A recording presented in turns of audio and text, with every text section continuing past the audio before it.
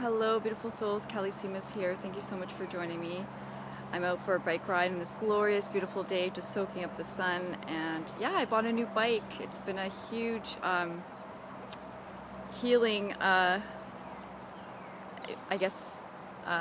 new hobby that I've taken on because I haven't been doing much of physical workout or yoga or anything like that, so I decided to buy a bike and I love it. It's so cute and it's so me, and yeah, I'm really having fun with it, and it's allowing me to get out in nature as much as possible because I cannot stand the indoors all that much these days. So anyway, this is a pretty raw and real video, very personal to me, and I want to talk about my addiction.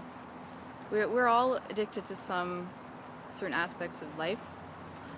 For me, it's the addiction in my relationships, my addiction to the pain body, which is my addiction to men who can't love me the way that I need and that I want and that I deserve to be loved. So I posted something on my Facebook page. If you haven't joined my Facebook page, or if you're new to me, check out my Facebook page and like me there. And I put a quote up that Elizabeth Gilbert, the author of Eat, Pray, Love, she talks about soulmates, and that soulmates are not necessarily what we think they are. They're not really here to bring us necessarily happiness or joy, but they're here to teach us huge lessons of waking ourselves up, of shaking us up, of teaching us of our hang-ups, of our addictions, of our habits, and to awaken us. So I recently met someone about just over 3 months ago, and I wasn't really looking for a serious relationship, but the universe brings you what you need, regardless of what you think. And it was very intense at first. There was so much chemistry. There was definitely a connection there, and yeah, I couldn't help but start falling hopelessly in love with this person, even though in the very beginning I knew deep down intuitively that this person wasn't meant to be in my life forever, and that this person wasn't going to be my husband, he wasn't going to be the father of my children. And so it was easy to go about it that way, but he definitely fell hopelessly in love with me, or he seemed like he did. He was really crazy about me, and you know, as a Pisces ascendant, I'm a hopeless romantic, so because of the chemistry, I couldn't help but fall for it. And you know, I had been single for over a year, lack of physical touch. I'm very much a touchy-feely person. I need to be held and touched, and I crave the attention, I crave the love, I crave the comfort. And for those of you who know, like I went through a huge breakup at the end of 2014 with my partner of 4 years, and that really shook things up, and I've been on the healing journey of self-inquiry and being single ever since, except for this recent relationship that came into my life. But I started going downhill after a month. Started fizzling out, and I wouldn't say I started fizzling out, it was actually him. I actually started to become more and more attached to him as things started to decline. And once I started feeling that shift, that should have been my indication of knowing that the contract was coming to an end and that I needed to prepare to let go. Instead, what did I do? I tried to hang on. I tried to hang on for dear life and try to make it work. And I knew there was outer circumstances that were creating some of the shift, so I tried to give him the benefit of the doubt and say he needed time. But as time went on, it just became clear that he was just full of excuses, and he wasn't really into me as much as he was, and he was falling into old patterns of his life that I wasn't aware of until now. So about almost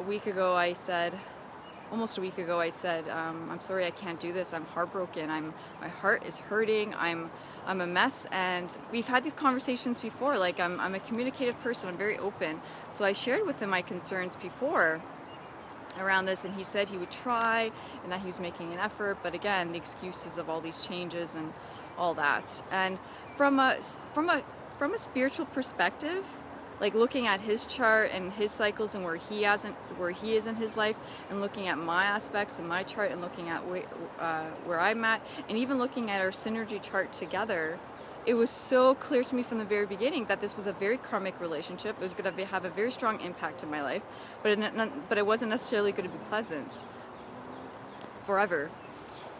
But again, as I started to progress, I started becoming more and more attached, and you know, I couldn't help it. He was very charming. He was very comforting. He gave me the affection, the love, the attention that I crave for, because that's my addiction. That is my addiction. I crave attention. I crave love. I crave to be held, and that was my whole process in Peru last year of grieving my last relationship and feeling physically deprived of love and feeling emotionally deprived and just feeling like physically all the senses of longing to be held and touched, just like an infant, just like a child. So when he came into my life and sort of gave me all this affection and attention, it was like, oh my God, it was like I was getting my fix. Sorry, one sec.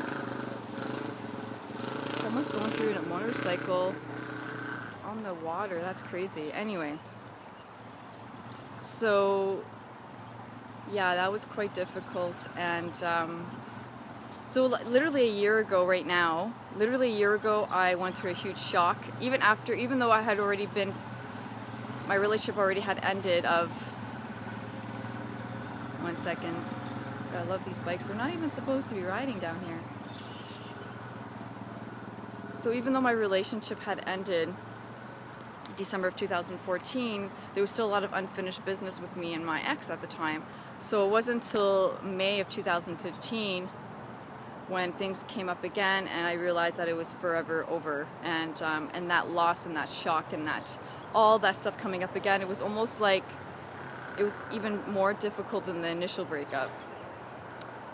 So anyway, so I was preparing to go to Peru last year around this time, and I was going through so much upheaval in my emotional state, and did a lot of work there. If you haven't checked out my videos or my playlist for Peru, check them out. I made 7 videos because I participated in 7 ayahuasca ceremonies. So here we go, a year later, I'm preparing to drink ayahuasca again, not in Peru, but here in Canada, and here I am again at the stage of my life where I've had to let go of someone who I love very dearly, but who ultimately wasn't serving me, who ultimately wasn't good for me. And I realized he was someone that he didn't portray himself to be who he was in the beginning. And I know we're all guilty of that on some level, like we put on our best front and we do our best, but this was like 180, like complete difference, and I couldn't believe it. The most difficult part about it was that I met his child. He has a 5-year-old.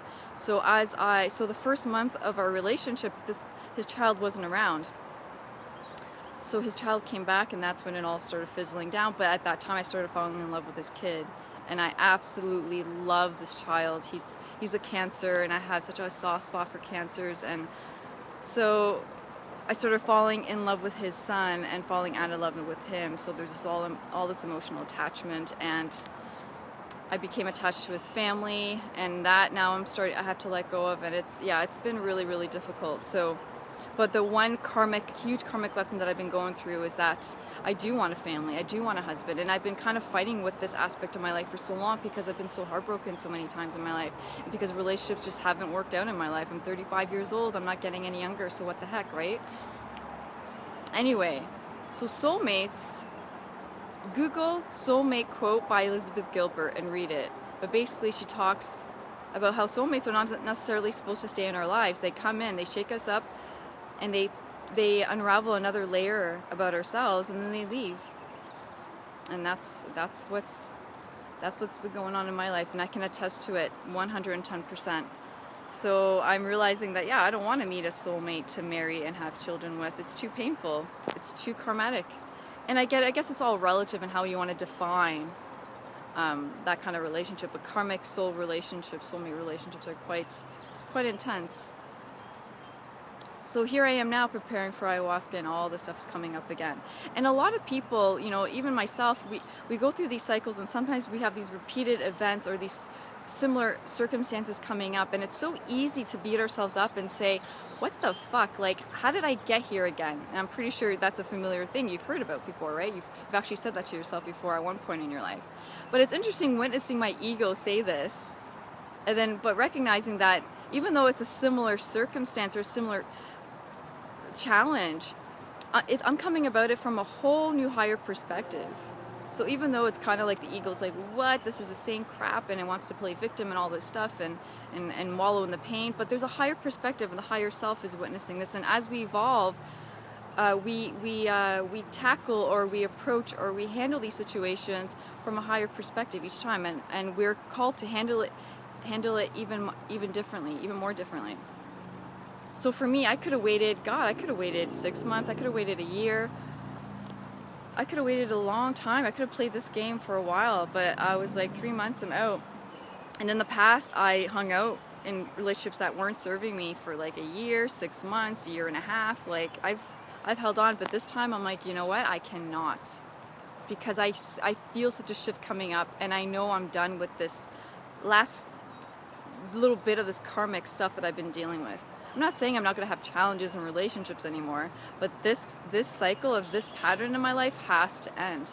This addiction, this pain body of me feeling addicted to the pain of feeling rejected, feeling unworthy, feeling like I'm not good enough because I couldn't save him.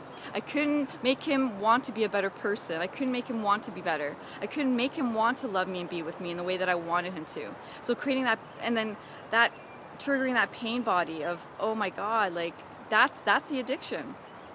So not only am I addicted to the pleasure and the romance and the enchantment and the passion and the chemistry and to be loved and touched and nurtured, I'm also addicted to the pain of when I don't have that.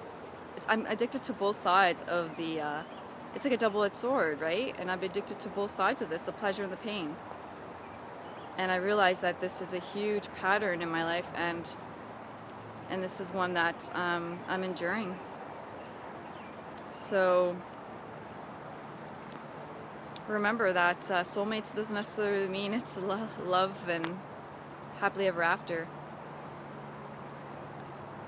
And this is all about, for me, Neptune ascending my my ascendant sign, crossing over my ascendant. This is all about me having a new vision of myself and trusting myself, having faith in my own self. And Uranus has been creating this crazy hectic aspect with Uranus the past 2 years of shaking up my relationships, saying, Kelly, you got to change your value system. You got to change the way you are handling your relationships, and until you do, this will come up. And now Pluto's now hitting my Venus, saying, gain empowerment, gain truth in who you really are, and love yourself truly, and recognize the truth of what you're doing to yourself and how these relationships are mirroring you, and be honest with yourself. And for me, this guy was the complete opposite of my ex-boyfriend, and I needed that. I needed that contrast, because anything familiar to my ex of 4 years would have been too close to home. So I went complete opposite, and I lowered my standards. And all the things that I didn't really want in a relationship, I accepted anyway.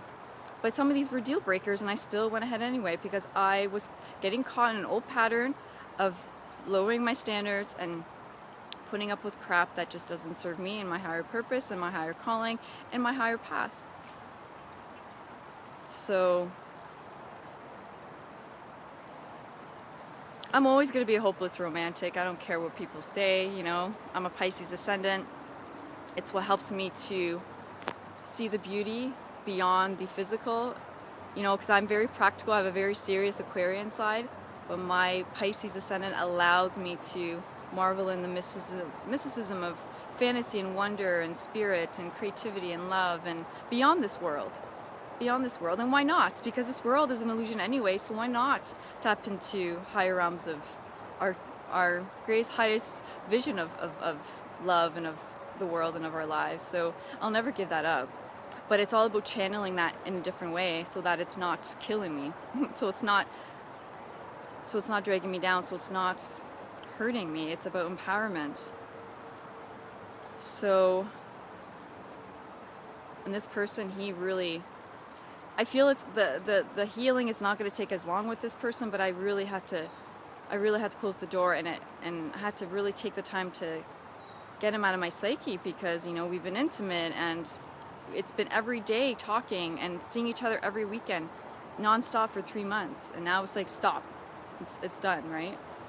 But yeah, I've been hurting for a while. I've been hurting for a good almost 2 months trying to make this work, but I love his child so much, and I'm gonna miss him so much. But it's just I think they were brought into my life to show me that I do want a family, and that I do want that love, and that the love I seek is actually not even through a specific man, because that's what I've been searching for. It's actually through giving birth, giving life to something new. myself, but also eventually having children. And I've been told by many psychics and mediums that that's what I'm waiting for. That's the love that's really going to open me up. So I'm ready for it. There's no denying it anymore. I've been back and forth for so long in my life, but I know I'm ready. I'm ready to be a mom. Not maybe this right second, but I'm ready to admit and to accept that that is part of my path. Ayahuasca told me last year that it was, but then I pushed it away and denied it because I was so hurt. And I remember 2 weeks before I met this guy and his child, I was saying, fuck it, I don't want kids. I don't want that. I just want to be free. I want to be a free spirit. I don't want to be attached or held down by anything or anyone. But that's just denying who I am and the deepest truth of who I am. There may be that part of me that enjoys that, but deep down I want connection. I want family, a family of my own. I want the home. I want that space of love and exchange of memories and happy moments and laughter. I want that so bad because I don't have that enough in my life. And as much as I love my family, my parents, and like I feel a huge disconnect from them. I really do, because we're not at the same level. I'm a black sheep, and even today I was talking to them and it felt like I was talking to a wall. There's a disconnect there, and I don't know how to fix it or heal it. I mean, I love them unconditionally, but that's why it's just creating more of this longing for my own family, because I'm a communicator and I want to share things, and whether we understand each other or not, to be open to communicating and speaking and asking questions. And my family, they don't do that. They just nod their heads and say whatever because they don't get it. They're old school, they're Portuguese, they come from a different life, you know. So anyway, so I'm preparing to drink ayahuasca in 2 weeks. It's going to be all females, 8 females, and then including the facilitator, 2 of them, but one of them's male. So there's one male facilitator, the other one is female, and her name's Kelly. And my best friend Karen, who I went to Peru with last year, she's worked with these people. So she's already had a ceremony with them, and she said it was amazing. She said it was actually even better than Peru, which is interesting, because the environment and the way they do things is less structured and more open to things, less rules. But I'm looking forward to it. And one of my other best friends is joining us. So I have 2 of my soul sisters with me, and I'm going to be preparing for that. And I will definitely share a video after the ceremony to discuss my experience. I love you all. Thank you so much for watching. This was a personal video, and I felt like I had to share it with everybody. And yeah, my heart's been heavy, and I know I seem very uplifted and good right now, but it's because I'm out in nature and I've had time to really process it. But the mornings are the most difficult for me. It's been an ongoing pattern in my life. The mornings are the most bleak. The moment I wake up, it's like the pain and the feelings rush in, and by the evening I start to calm down. It's kind of like that song, you know, I feel better at night. It's just been kind of how it's been for me. But I'm human like everyone else, and I'm on this healing journey, and that's why I do this work, and that's why you guys know who I am, and that's why I do what I do. So thank you so much for being with me on this journey, and I love you all so, so much. And I do love you all in so many ways, because you know what? Some people will love you and some people will not. But at the end of the day, none of it will have anything to do with you. But I love you in so many ways, because at the end of the day, I have to love myself, and the love for myself I extend to every human being, and to every living creature, and to everything around me. Nature, Mother Earth. I love you all so, so much. Thank you so much for watching.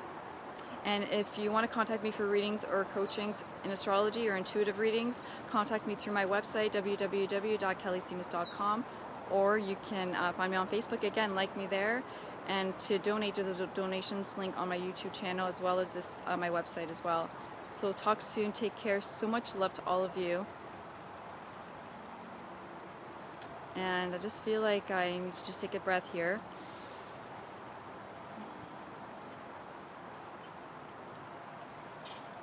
Whenever you feel lonely or sad,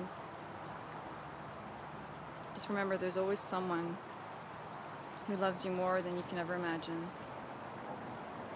God bless you. Take care. Bye.